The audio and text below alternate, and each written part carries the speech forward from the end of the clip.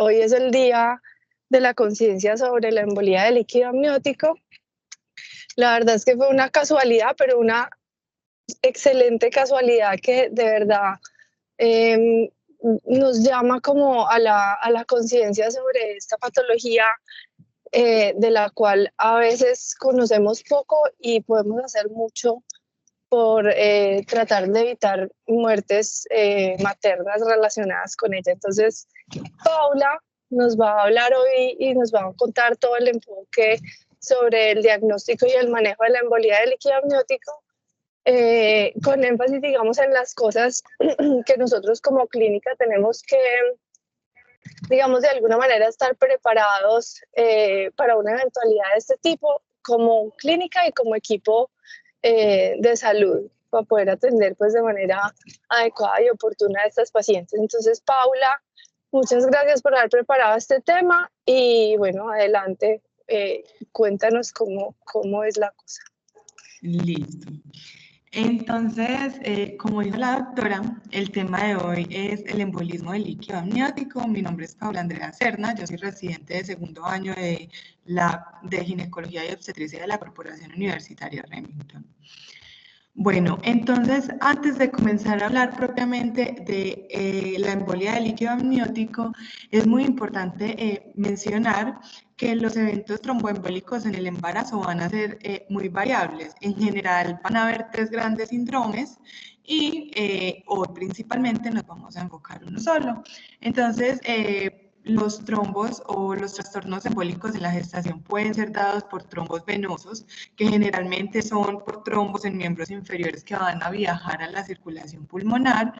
Puede hacer parte, pues, como de esto es el embolismo aéreo, que el principal factor de riesgo para su desarrollo va a ser la cesárea, y muchas veces no lo tenemos en cuenta como obstetras. Y por último, puede deberse a una embolia de líquido amniótico, que es el tema que nos compete el día de hoy. Entonces, para comenzar, debemos tener muy en cuenta la definición de qué es una embolia de líquido amniótico, y básicamente va a ser un síndrome caracterizado por un colapso cardiorrespiratorio que es repentino y se puede presentar durante el trabajo de parto o 30 minutos después del alumbramiento. Si bien no va a ser una patología que es muy común, que nos permita tener como unas estadísticas claras, pues se ha encontrado que su incidencia varía más o menos entre el 1.9 al 6.1 a 6.1 casos por cada 100.000 nacidos vivos. Pero de esto lo más importante, porque su incidencia es muy baja, lo más importante es su tasa de letalidad, que incluso puede ser mayor al 50%. De estos casos que ocurren, entonces, aproximadamente el 70% van a ocurrir durante el trabajo de parto, el 11% después del parto vaginal y el 19% durante una cesárea. Incluso, en algunas ocasiones podría ocurrir en el primero o segundo trimestre, en el momento de un aborto o durante una amniocentesis. Y pues como es muy baja la incidencia, generalmente nosotros no estamos familiarizados con el tema y no tenemos como una buena capacitación sobre el diagnóstico, sobre cómo reconocerlo y el manejo inicial que podría cambiar los desenlaces de las pacientes. Entonces, traje como esta tablita para hacer referencia a los factores de riesgo. Es una tabla que nos comparte el American Journal de Ginecología y Obstetricia en el 2009 y hace referencia a 2 estudios que se realizaron de forma retrospectiva que buscaron evaluar la asociación de la embolia de líquido amniótico con algunos factores de riesgo. Entonces, ellos en estos estudios encontraron que los principales factores de riesgo para desarrollar una embolia de líquido amniótico van a ser la edad materna por encima de los 35 años, el parto por cesárea, los partos instrumentados también van a representar un riesgo, la placenta previa, la eclampsia, y hay uno que se nos puede pasar por alto, que es el estado fetal no tranquilizador. Entonces, ya respecto a la fisiopatología, antes de hablar del diagnóstico y el tratamiento, es muy importante que entendamos la fisiopatología porque tal vez de esto van a surgir como los diferentes manejos que debemos tener en cuenta a la hora de abordar este tipo de pacientes. Entonces, hay que destacar que la fisiopatología de la embolia de líquido amniótico va a ir más allá de únicamente una obstrucción del lecho arterial pulmonar.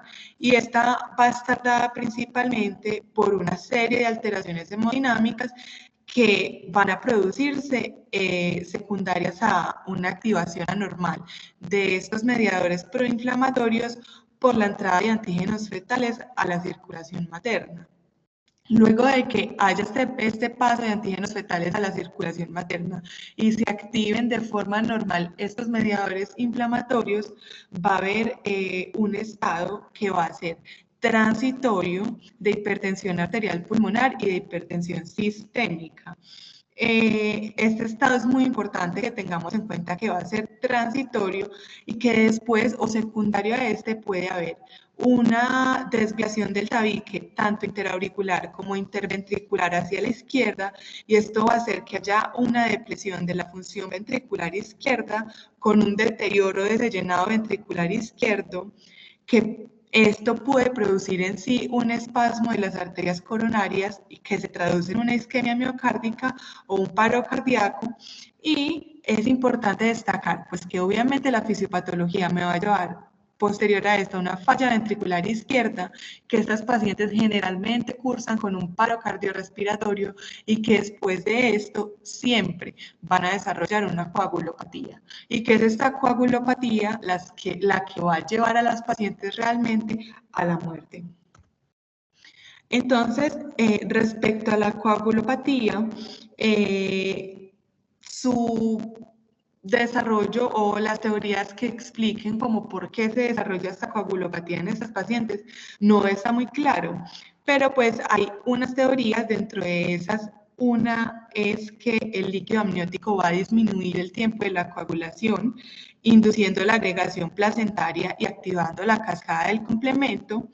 Otra que es tal vez la más fuerte es que en el líquido amniótico va a haber factor tisular, que este a su vez va a activar el factor extrínseco, que se va a unir al factor 7, y esta unión va a hacer que se desencadene la cascada de la coagulación por activación del factor 10. Estos fenómenos que se dan tan rápidamente pueden llevar a la paciente a que haya una coagulopatía de consumo. Y por último, la última de las teorías es que en el líquido amniótico hay niveles muy altos del inhibidor del activador del plasminógeno 1 y como hay una activación de este, pues nos va a llevar a una coagulopatía, a una coagulación intravascular diseminada. Entonces, respecto a la presentación clínica, es importante mencionar y recalcar que las mujeres que tienen embolia de líquido amniótico sí o sí deben presentar una triada clásica. Para yo poder hacer el diagnóstico de embolia de líquido amniótico, siempre las pacientes deben presentar esta triada. Si no la presentan, debo buscar diagnósticos, otros diagnósticos pues, alternativos que me expliquen la clínica actual de la paciente. Y esta triada entonces va a estar comprendida por hipoxia, hipotensión y posterior a este, una coagulopatía. Pero antes de desarrollar esta triada, pues viéndolo de forma retrospectiva, se ha visto que tanto las pacientes como los fetos pueden presentar unas manifestaciones que nos indiquen a nosotros que la paciente va a finalizar en una embolia de líquido amniótico. No significa que todas las pacientes que presenten estas condiciones o todos los fetos en los que en el trazado del monitoreo encontremos estos hallazgos, sí o sí vayan a terminar en una embolia de líquido amniótico. Pero pues sí se ha encontrado que hay como unos premonitorios o unos prodromos antes de que las pacientes lleguen a esta triada.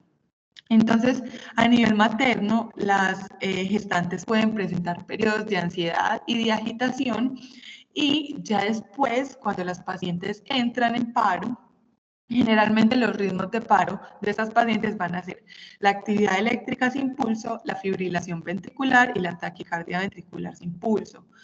Y a nivel fetal, entonces, antes de que la paciente desarrolle como esa triada clásica, podemos encontrar en el monitoreo que hayan desaceleraciones que sean profundas y prolongadas, que la variabilidad esté disminuida y también podemos encontrar una bradicardia fetal.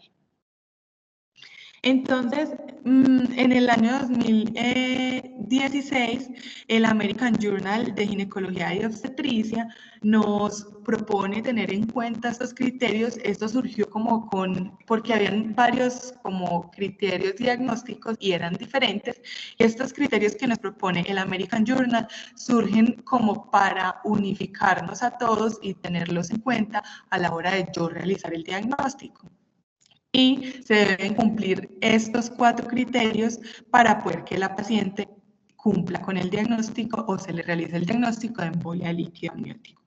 Entonces, el primer criterio es que esta sintomatología o este cuadro clínico sea de inicio repentino, que haya paro cardiorrespiratorio o hipotensión definida como una presión arterial sistólica menor a 90 milímetros de mercurio, que haya compromiso respiratorio, disnea, cianosis o una saturación menor a 90%.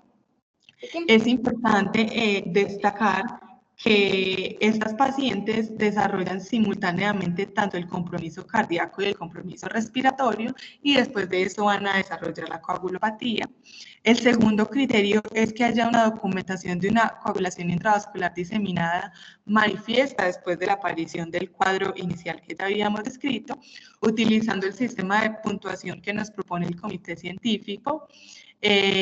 Sobre la coagulopatía intravascular diseminada, que estos criterios o estos parámetros fueron ajustados para las gestantes teniendo en cuenta los cambios fisiológicos que se presentan durante la gestación, y ya vamos a mencionar cuáles son estos criterios. Entonces, pues, llevamos que la paciente debe presentar una sintomatología repentina, que debe tener una coagulopatía intravascular diseminada.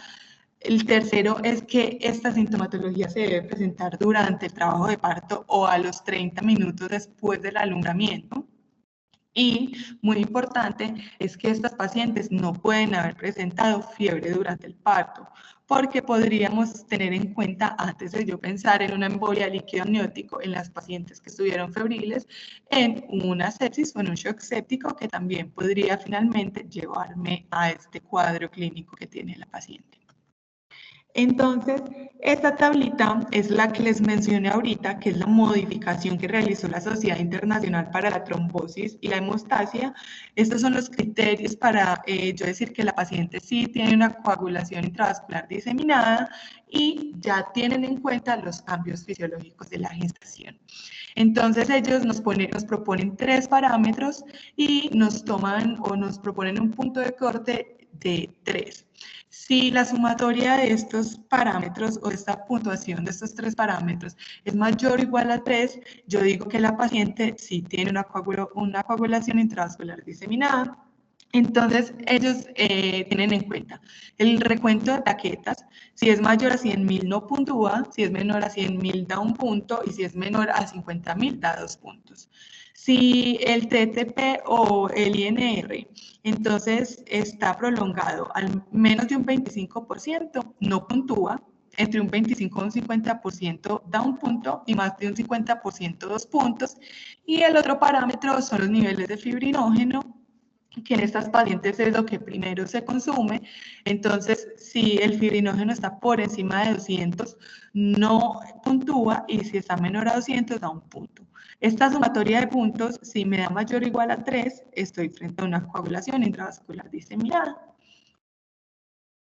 Entonces, ya para hablar de manejo, como mencionamos que estas pacientes, después como de esta secuencia de eventos, generalmente van a entrar en paro, es importante mencionar cómo va a ser el manejo del paro en las gestantes. Entonces, en términos generales, las paradas cardíacas en las gestantes se manejan igual que en las pacientes no gestantes. Los pilares como de la reanimación siempre van a ser el ABC, siendo la A la vía aérea permeable, la B la buena ventilación, la C la circulación y las compresiones. Y es muy importante entonces pues como recalcar que no necesitamos un diagnóstico de embolia de líquido amniótico para iniciar el manejo. En estas pacientes prima la parada cardíaca, tenemos que reanimarlas y no debemos esperar confirmar el diagnóstico. Entonces, debemos tener en cuenta que la reanimación en las gestantes debe ser en el lugar en que la gestante entró en paro. Y esto quiero que nos quede como muy claro a todos y que siempre lo recordemos porque impacta, pues como tiene un gran impacto sobre los desenlaces de la paciente, realizarlo en ese lugar o trasladarla. Los desenlaces son peores y perdemos ese tiempo en el traslado y mejora si todas las intervenciones las realizamos en el lugar del paro. Entonces, para tener en cuenta de la reanimación, pues vamos a realizar un soporte vital avanzado. Cuando yo llame o anuncie un código azul obstétrico, debe haber un equipo multidisciplinario presente que va a estar comprendido por anestesiología, terapia respiratoria, cuidados intensivos, medicina materno-fetal. Y dentro de estos también es muy importante tener en cuenta que si es posible deberíamos tener un instrumentador quirúrgico y no tanto el instrumentador quirúrgico, sino que debemos en todos los lugares donde atendamos gestantes y donde haya una posibilidad de un código azul obstétrico, debemos tener un kit básico para realizar una cesárea perimortem, que ya vamos a decir que debe contener ese kit.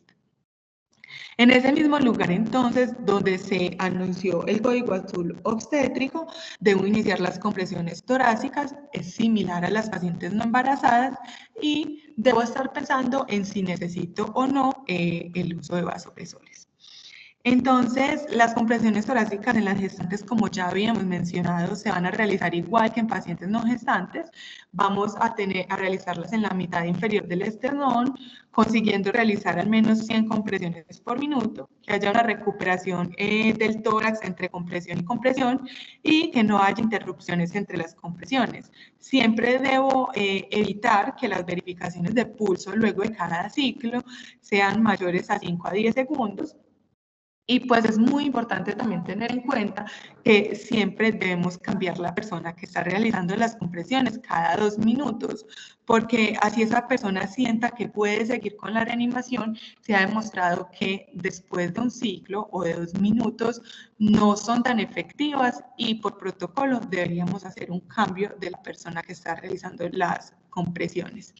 Y aquí pues debemos tener en cuenta también que en las gestantes el útero nos produce una compresión aortocava, nos va a disminuir ese retorno venoso y puede empeorar pues como la respuesta a la reanimación. Entonces es importante que en ellas desplacemos el útero, idealmente hacia el lado izquierdo, pero se puede desplazar para cualquier lado para mejorar ese retorno venoso y pues hacer como más posible que las pacientes respondan a la reanimación.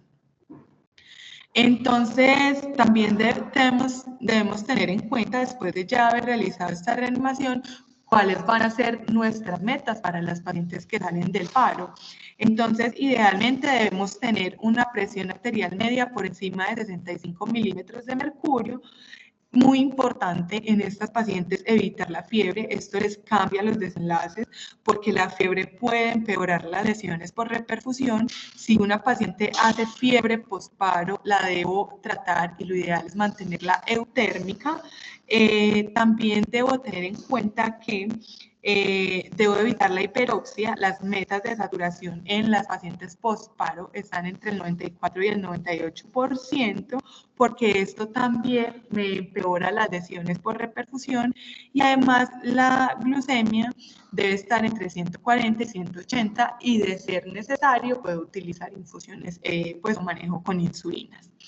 Otra consideración a tener en cuenta es que en ellas puede estar indicado realizar una hipotermia terapéutica leve, sobre todo para mejorar los desenlaces neurológicos y disminuir la mortalidad postparo. Y esta hipotermia terapéutica leve simplemente hace referencia a mantener temperaturas corporales entre 33 y 36 grados centígrados. Entonces, como ya dijimos que estas pacientes generalmente hacen un paro, quería traer como a colación estas guías que publicó la Organización Panamericana de la Salud en el año 2024. Les traje el QR para que lo revisen porque tienen un capítulo especialmente para reanimación en pacientes obstétricas. Entonces, si quieren, cogen el QR para que lo lean, que igual está súper chévere todos los temas.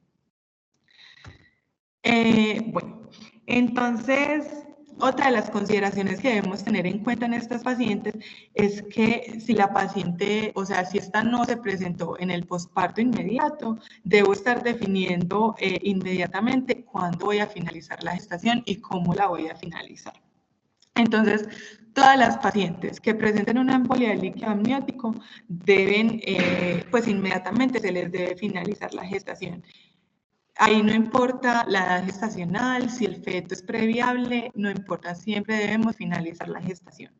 En caso de que la paciente ya haya estado en trabajo de parto y esté avanzada en el trabajo de parto, donde yo pueda tomar la decisión de instrumentarlo, pues podría considerar instrumentar el parto, pero generalmente estas pacientes se llevan a una cesárea. Y debo tener en cuenta que cuando yo estoy reanimando a la paciente y definitivamente no sale del paro después de 4 minutos o 2 ciclos de reanimación, ya debo estar pensando en realizar una cesárea perimortem. Y para realizar entonces una cesárea perimortem o una histerotomía de emergencia, que también pues como se conoce de esta manera, el objetivo de esta cesárea perimortem va a ser mejorar los desenlaces maternos y los desenlaces fetales, y esto va a depender de la edad gestacional. Es muy importante que en este caso tengamos en cuenta la edad gestacional para tomar decisiones. Entonces, en las pacientes que tienen menos de 20 semanas de edad gestacional, no tengo necesidad de realizar una cesárea perimortem porque el útero no compromete de manera significativa el gasto cardíaco. Si la edad gestacional se encuentra entre las 20 y las 24 semanas, se debe realizar sobre todo para mejorar los desenlaces maternos, no pensando en los desenlaces fetales porque estamos ante un feto que es previable. Y si se encuentra por encima de las 24 semanas, y yo creo que también es muy importante considerar el límite de la viabilidad de nuestro medio, que son las 26 semanas. Si se encuentra por encima de este límite de la viabilidad, el objetivo de la cesárea perimortem va a ser mejorar los desenlaces maternos y en este caso sí, los desenlaces fetales.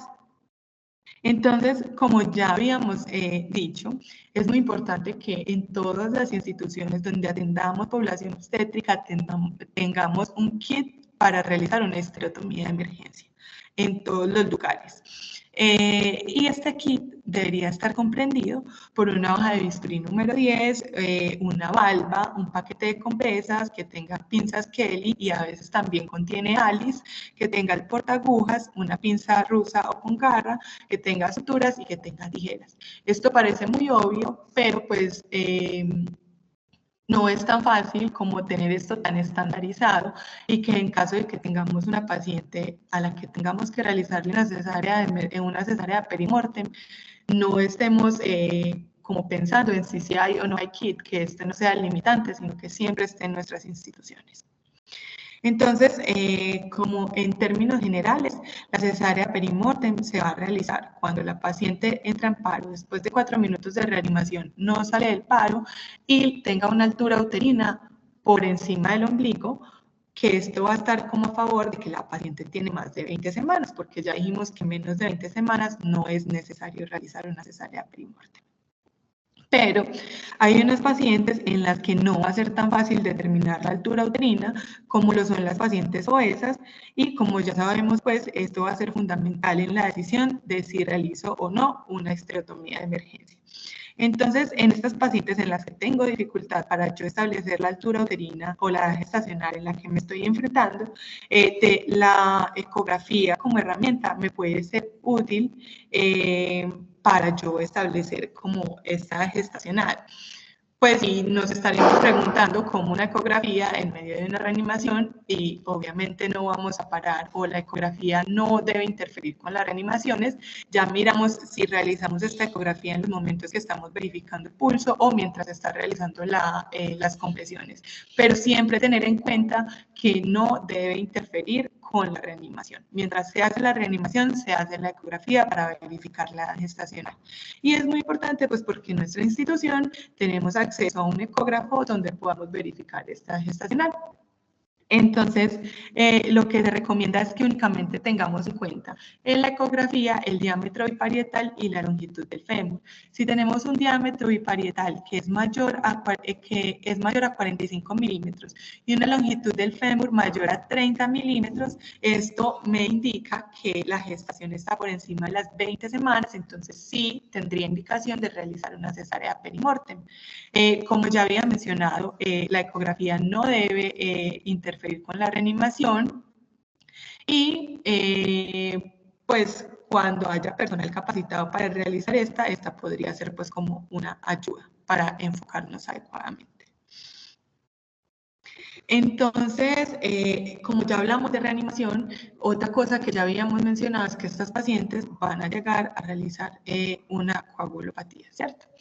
Entonces, es importante tener en cuenta que en la fase inicial de la embolia de líquido amniótico, estas pacientes van a desarrollar insuficiencia ventricular derecha, y si es posible, como la fisiopatología siempre va a estar dada por un fallo ventricular derecho y luego me va a llevar a una falla ventricular izquierda, en los lugares donde yo tenga la posibilidad debería realizar un ecocardio para verificar estos hallazgos y que me orienten más como sobre el manejo que le voy a realizar a estas pacientes. Entonces, cuando el vaso ventricular derecho está comprometido, pues puedo pensar en utilizar inotrópicos. En este caso podría utilizar la dobutamina y la mirrinona. Y si estoy pensando en que tengo que disminuir la resistencia vascular pulmonar, puedo utilizar el sildenafil y la prostaciclina y el dióxido nítrico inhalado. Si secundario a esto, pues la paciente está hipotensa y no responde, puede utilizar también vasopresores, que el más común o el que más conocemos es la norepinefrina, pero también debemos tener en cuenta, como ya lo habíamos mencionado anteriormente, es que cuando yo estoy anunciando un código azul obstétrico, debo tener un manejo multidisciplinario, y generalmente las pacientes pues vamos a contar al menos con la ayuda de cuidado crítico. Pero esta tablita es súper importante, sobre todo la dosificación de los medicamentos, porque no en todos los lugares vamos a contar con ese equipo multidisciplinario ideal. Entonces, esta es una recomendación que se nos plantea en la Fetal Medicine Foundation, que nos dice que recomiendan la provisión adecuada de oxígeno, la ventilación y, cuando está indicado por el estado hemodinámico, el uso de vasopresores y de agentes inotrópicos en el manejo inicial de las pacientes que tengan diagnóstico de embolia de líquido amniótico. Entonces, ya para hablar del manejo de la coagulación intravascular diseminada, lo que debemos tener en cuenta es que el pilar del manejo de la coagulación intravascular diseminada es la administración de hemoderivados. Y los objetivos van a ser entonces tener un recuento de plaquetas mayor a 50.000 y que los tiempos de coagulación estén en límites normales. Lo ideal entonces es que esta administración de hemoderivados debe ser en una relación 1-1-1, uno de glóbulos rojos, uno de plasma fresco congelado, idealmente crioprecipitado cuando está disponible, por el riesgo de sobrecarga hídrica, y no solamente por el riesgo de sobrecarga hídrica, sino porque este me mejora pues rápidamente, o me mejora o me aporta más a los niveles de fibrinógeno, que ya dijimos que este es como el fibrinógeno se consume rápidamente en las pacientes coagulopáticas. Entonces aquí quiero que tengamos en cuenta que 10 unidades de crioprecipitado van a aumentar 100 miligramos por decilitro los niveles de fibrinógeno, mientras que una unidad de plasma fresco congelado me va a aumentar aproximadamente 10 miligramos por decilitro los niveles de fibrinógeno. Es mucha la diferencia, entonces idealmente donde contemos con crioprecipitado, utilizar crioprecipitado. Otra de las intervenciones entonces que se ha descrito en la literatura es la administración de factor 7 recombinante. Se ha dicho que este podría ser utilizado como un último recurso en los pacientes que definitivamente no mejoran con la administración masiva de hemoderivados, pero entonces únicamente lo debería tener en cuenta en esas pacientes, porque si lo utilizo de forma rutinaria me empeora el pronóstico de ellas, porque puede provocar una trombosis difusa y llevarlas a un fallo multiorgánico y empeorar el pronóstico de esas pacientes. Cuando tengo disponibilidad entonces en la institución de realizar tromboelastografía, también puedo realizar tromboelastografía, sobre todo para mirar qué pacientes se benefician del uso de ácido tranexámico. Y debo tener muy en cuenta en estas pacientes es que generalmente las pacientes que cursan con una embolia de líquido amniótico tienen una atonía uterina asociada, que me va a perpetuar todo el cuadro y que me va a empeorar el pronóstico. Entonces tengo una paciente postparo coagulopática que tiene una atonía uterina, yo tengo que prever esta atonía uterina y tratarla, que ya vamos a mencionar cómo la vamos a tratar, pero pues lo ideal es utilizar uterotónicos, que ya vamos a mencionar cuál es el ideal en estas pacientes. También tengo la disponibilidad de utilizar los balones, ya sea el AVI o sea Bacri. En caso de que las pacientes no mejoren, puedo llevarlas a una ligadura bilateral de las arterias uterinas y definitivamente si la paciente no mejora, pero es muy importante tener en cuenta que esta debe ser definitivamente la última opción, se puede llevar a una esterectomía. Pero siempre tratando de manejar esta atonía uterina con los otros medios, porque llevarlas a una esterectomía puede empeorarles como el cuadro clínico que tienen. Entonces, cuando llevo a la paciente a cesárea o la paciente le finalicé la gestación vía cesárea, es muy importante que no cerremos estas pacientes, que las empaquetemos y las demos un segundo tiempo para un cierre, sobre todo para yo vigilar adecuadamente el sangrado de estas pacientes. Como ya habíamos dicho, entonces la administración del factor 7 recombinante no de rutina, lo idealmente es no porque les empeora el pronóstico. Y ya entonces, respecto al uso de los uterotónicos, en el año 2011 el Royal College de Ginecología y Obstetricia nos propone esta dosis de oxitocina que es para las pacientes pues, en las que requiero dosis bajas de oxitocina, una tasa de infusión baja. Entonces ellos nos dicen que la dosis debería ser de 12 miliunidades por minuto y se prepararía 5 unidades en 50 cc de solución salina para pasar a 7 cc hora o 10 unidades en 500 cc y pasarla a 36 cc a 36 cc hora y que esta infusión dure 4 horas. Es muy importante tratar de hacer así la infusión, sobre todo porque la oxitocina a dosis altas nos puede provocar vasodilatación, taquicardia y alterar el gasto cardíaco. Además, si yo estoy pensando que la paciente está haciendo una falla cardíaca izquierda secundaria, pues debo tener en cuenta que esa paciente debo manejarla con una restricción hídrica, entonces mientras menos volumen yo le esté aportando, mejores van a ser los desenlaces y menor va a ser la probabilidad de que desarrolle un edema agudo de pulmón. Y ya por último, pues como hay que tener en cuenta también en estas pacientes los diagnósticos diferenciales. No toda paciente que se me presente con una parada cardiorrespiratoria durante el trabajo de parto o 30 minutos después del parto o del alumbramiento, voy a diagnosticarle una embolia líquido amniótico. Hay otros diagnósticos diferenciales que puedo tener en cuenta y en esto entra a jugar y es muy importante los antecedentes que tienen las pacientes. Los diagnósticos diferenciales de la embolia líquido amniótico entonces van a ser el infarto agudo del miocardio, el tromboembolismo pulmonar, la embolia gaseosa, que ya habíamos dicho que el principal factor de riesgo es el parto por cesárea, las complicaciones anestésicas, la anafilaxia, la eclampsia y la sepsis. Entonces traje a colación esta tablita que nos plantea el American Journal de Obstetricia y Ginecología, donde tienen en cuenta diferentes parámetros y de acuerdo a esos parámetros podría, pues como yo pensar en ciertos diagnósticos diferenciales.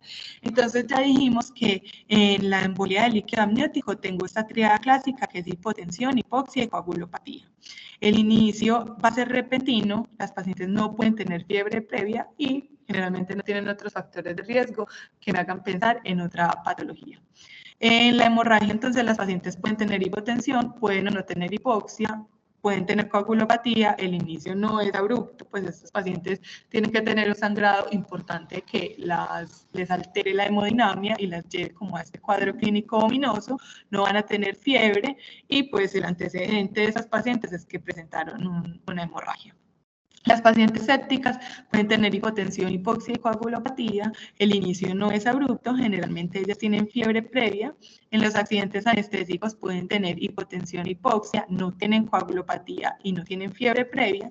Las pacientes con tromboembolismo pulmonar pueden tener hipotensión, hipoxia, pero esas pacientes no están coagulopáticas.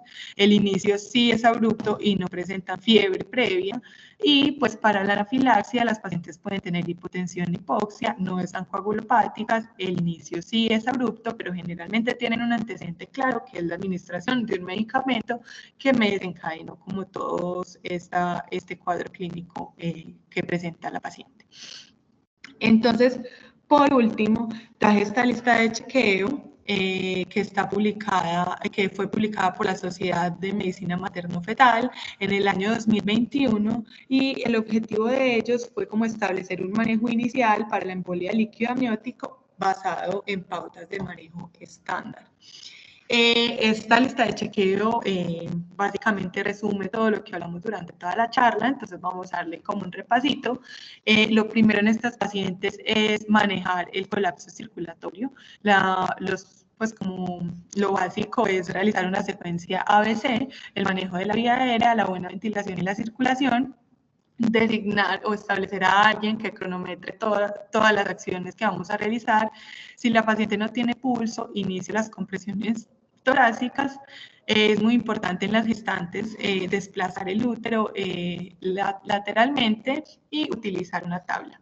Aquí vuelvo a recalcar que las pacientes, las gestantes que entran en paro, se reaniman en el lugar del paro, no se trasladan. Donde entró en paro, se reaniman. Si las pacientes no tienen pulso después de 4 minutos, realizar una cesárea perimortem o una histerotomía de emergencia. No es importante pues como esperar la acción de los antibióticos, simplemente debo tener en cuenta que debo utilizar mis medidas de protección personal, los métodos pues como los implementos de barrera y pues que el objetivo de esta cesárea perimortem va a ser mejorar como la probabilidad de que salga del paro la paciente. Como ya dijimos, entonces generalmente cursan con una atonía uterina y una coagulación intravascular diseminada, entonces me debo anticipar a esto, utilizando entonces los uterotónicos, como ya habíamos dicho, idealmente la oxitocina. Considerar una línea intraósea en caso de que la paciente no haya sido canalizada previamente, iniciar el protocolo de transfusión masiva, como ya lo habíamos dicho, si tengo crioprecipitado, idealmente con crioprecipitado, si no con plasma fresco congelado, y en los lugares donde tengo disponibilidad de realizar una tromboelastografía, entonces la voy a realizar. Y estos pacientes deben recibir ácido tranexámico, 1 gramo en 10 minutos, pues para pasar en 10 minutos. Todo esto como yo anticipándome a que ellos van a tener una atonía uterina y que van a tener una hemorragia postparto. Debo manejar la hipertensión pulmonar y la falla ventricular derecha. Generalmente estos pasos de aquí en adelante pues los realiza un intensivista, un anestesiólogo o un cardiólogo, pero como ya habíamos dicho, no siempre vamos a contar con este equipo. Entonces, donde tengo disponibilidad por realizar un ecocardio, debo evitar la sobrecarga hídrica. si necesito vasopresores porque no consigo las cifras tensionales que dijimos que las metas son mayores a una presión arterial media mayor a 65 milímetros de mercurio, puedo utilizar norepinefrina a dosis de 0.05 a 3.3 microgramos kilogramo minuto. Si necesito inotrópicos para mejorar esa función ventricular derecha, puedo utilizar dobutamina y milrinone. Si tengo, pues, o necesito mejorar la hipertensión pulmonar, puedo utilizar el óxido nítrico inhalado o el sildenafil, que son como los que tenemos disponibles. En estas pacientes también se ha demostrado que pueden beneficiarse de la terapia ECMO, donde la tenemos disponible, y que las metas de saturación en estas pacientes, como ya mencionamos, deben ser entre 94 y 98%, con el fin de mejorar las lesiones por reperfusión. Y después de que ya la paciente salió del paro, pues ellos proponen como reunirnos con el equipo y mirar como posibilidades de mejorías o establecer bien como un protocolo en que podemos mejorar para atender a estas pacientes, informar a las familias qué fue lo que pasó y sobre todo siempre reportar los casos de embolismo de líquido amniótico. Y como ya había dicho la doctora Catalina, hoy es el día para la concientización de la embolia de líquido amniótico. Entonces, lo que ellos nos proponen es que nos hagamos cargo para hacer que la embolia de líquido amniótico sea prevenible, predecible, que mejore la supervivencia y que sea tratable. Y esto, ¿cómo lo hacemos? Conociendo cómo hacer el diagnóstico y cómo hacer un manejo inicial adecuado de estas pacientes. Y ya, muchas gracias. Paula, muchísimas gracias. Excelente revisión, de verdad. Yo creo que dijiste pues como lo importante, lo esencial, lo que nos da a todos como la pauta para poder, digamos, identificar y manejar oportunamente estas pacientes. Yo no sé si hay algún comentario o pregunta en el auditorio.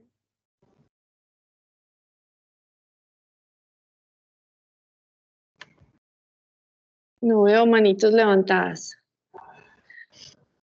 De lo que dijo Paula, ahí, mientras la gente de pronto se anima, cuando nosotros desconocemos la edad gestacional en una paciente que está en paro cardiorrespiratorio y necesitamos tomar la decisión de si es candidata a hacerle una histerotomía perimortem o no, para poder identificar la edad gestacional, lo que nos habló Paula, pues del concepto del POCUS, digamos, es una herramienta que, como ella dijo, tenemos a la mano en la clínica. La mayoría de nosotros tiene la habilidad de hacer una biometría básica en un feto. Simplemente hay que recordar dos puntos esenciales, y es que un diámetro biparietal que mida más de 45 y un fémur que mida más de 30, ese es un bebé que tiene más de 20 semanas y es, digamos, la pauta que nos indica a nosotros que es una paciente candidata a una histerotomía para mejorar, digamos, el resultado, digamos, después del manejo del paro cardiorrespiratorio. Es una paciente que hay que hacer una histerotomía. Entonces recordemos esos dos puntos de corte: diámetro biparietal por encima de 45 milímetros, longitud femoral por encima de 30 milímetros. No hay que hacer una ecografía completa, no importa la fetocardia o no la fetocardia, lo que necesitamos es desocupar ese útero en embarazos por encima de 20 semanas, y esos son los dos parámetros que nos tenemos que aprender. ¿Qué otro comentario de pronto hay en el auditorio? Yo veo aquí a Ariel Llamas, que tiene la manito levantada. Buenos días, saludos para todos. Buenos días, Ariel. Para los que no me conocen, yo soy anestesiólogo de la clínica. Casi siempre voy de noche, es poco probable que me hayan visto. Realmente fue una muy buena revisión, felicito a la doctora, muy completa. Mi comentario va encaminado a resaltar el hecho de que ya se tenga más en cuenta este diagnóstico, porque de hecho yo recién graduado, hace algunos cuantos años, tuve un caso y lamentablemente el diagnóstico lo hizo medicina legal. y el cuadro fue, se hizo una cesárea sin ningún tipo de complicaciones. A las 2 horas, la paciente empezó a hacer una hipotensión, palidez mucocutánea generalizada y, pues, obviamente, lo primero que se pensó era que estaba sangrando. Cuando, obviamente, pasamos a salas de cirugía, se intubó el paciente, el ginecólogo abre, no hay sangrado por ningún lado, y es ahí cuando empiezan las complicaciones. La paciente empieza a sangrar, por todos lados, sangrado difícil de controlar, incluso por tubo, empezó a hacer un edema pulmonar, en fin, todas las complicaciones que se presentaron. Obviamente se le hizo los tratamientos, se le manejó pues toda la sintomatología, porque prácticamente el manejo es sintomático, directamente como tal, no hay una forma de tratarlo. La paciente salió del paro 2 veces, pero pues ya la tercera no logró salir. En eso nos gastamos 1 hora. O sea, fue súbito. eh, las complicaciones cuando ya se presentaron, o sea, cuando ya dio las manifestaciones, mejor dicho, una paciente con una embolia de líquido amniótico, cuando ya presenta manifestaciones es porque ya está el cuadro muy adelantado. O sea, nos cogió ventaja, por decirlo de una forma. Entonces, eh, en realidad mi comentario va es a resaltar pues la importancia siempre de tenerlo dentro de los diagnósticos, y desde el punto de vista anestésico también nos puede ayudar el tema pues del manejo de la vía aérea, nos puede dar otros parámetros para tenerlo en cuenta, y pues obviamente toca hacerlo porque son más o menos las mismas características de un tromboembolismo pulmonar: cambios en el CO2 expirado, cambios en la presión de la vía aérea. Pues ya eso puede más como de manejo pues de intensivo y de anestesia, pero que también pueden ir eh, dando luces para el manejo multidisciplinario que se le debe dar a este paciente. Realmente es una catástrofe cuando se presenta, es una cosa que hay que correr porque la progresión es muy, muy rápida, y es un paciente que da poca espera para los manejos. Nuevamente, pues felicito a la doctora, una revisión muy completa, y pues dijo lo que tenía que decir. Un saludo para todos. Muchas gracias. Doctor Ariel, mil gracias por el comentario. Nos encanta que nos acompañen en estas reuniones, pues ustedes los anestesiólogos, que la verdad es que para nosotros, digamos, todas estas competencias que son en muchas oportunidades, obviamente, de ustedes los anestesiólogos, pues son una tranquilidad muy grande para nosotros cuando contamos con este equipo de anestesiólogos que nos apoyan, digamos, en esta parte a los obstetras en este tipo de patologías. Entonces, de verdad, que muchas gracias por estar aquí. Usualmente a todos nos ha pasado que hay patologías que nos marcan y definitivamente cuando hemos tenido pacientes con embolía de líquido amniótico es una patología que definitivamente pues nos marca, y por eso es la importancia de entender bien toda la fisiopatología y de actuar oportunamente bajo todos los conceptos pues que nos habló hoy Paula nuevamente en su excelente revisión. Entonces, doctora Ariel, muchas gracias.